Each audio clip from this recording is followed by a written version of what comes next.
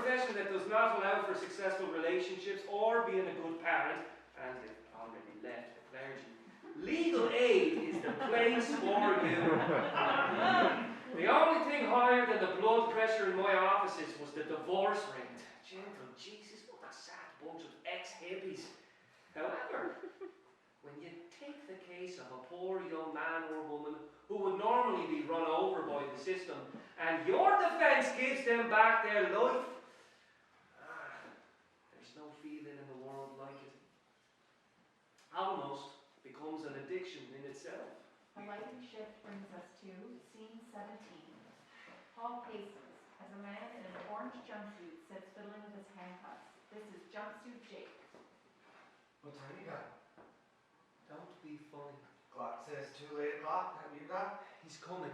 All your appeal has been denied. What makes you think this cat will get the governor to change his mind? The governor is Catholic. Ah, that's why he looks so guilty. Thought you said you weren't so friendly anymore. We're not. Then how can you be sure he's coming? Because I doubt very much that the kind of man that he was then is one iota different than the man that he is now, and that is just the kind of man that we need, unfortunately. Bottom line. Bishop Malone. He extends his ring. Yes, of course, your evidence. Paul grimaces but kisses the ring anyway. I've come out of courtesy, Paul, nothing more. I felt I owed it to you to look you straight in the eye and say, I cannot help you. You don't recognize him, do you? Recognize who? Little Jakey Mulcair. From Wabash Avenue. Claire's boy. Whatever your original intentions were, couldn't you find a few minutes to talk with him? He has 1 hour left, Bishop Maloney. Please. I will not call the governor. Please, just talk with him.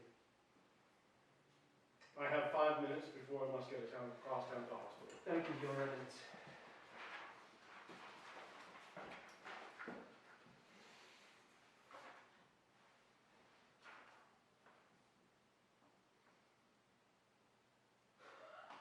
What's happening?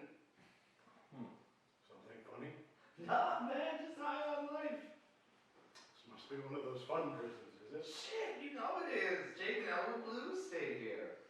I don't have time for this. Jake, knock it off. Your eminence, please.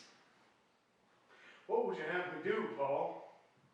Interfere with the courts just because he used to go to my church? He's a good man. And why does he spit in my face when I show him charity? He's exactly 57 minutes from being electrocuted to death. An entire life measured out in watts and amps. In a year's worth of light and power bills. Every appeal has been denied. And his trial was a bloody sham. How would you behave if you were in a similar position? Well, I'd like to think I'd be able to handle it with a little bit more grace and humility. What's humbler than bravery in the face of certain death? Paul. You baptized him yourself. That baby in your arms. He is laying there again now. The governor will listen to you. I know. And that's why I can't call him. I wasn't given this position to challenge the rule of law. The primary work of the institutional church is not to promote social justice, it is to warn people of divine justice. Its primary business is not to call society to be more righteous, but to tell my flock of the righteousness of God in Jesus Christ. Everything else belongs to the politicians or the lawyers. Oh, yeah. But when it's for the church, you'll call the governor, the president, senators, chief of police, whenever you need to ensure that one of your own doesn't meet the same fate as our little Jakey Mulcair, you'll sound the trumpets of heaven. You know, if I remember correctly, something else happened at Jake's baptism. Something that very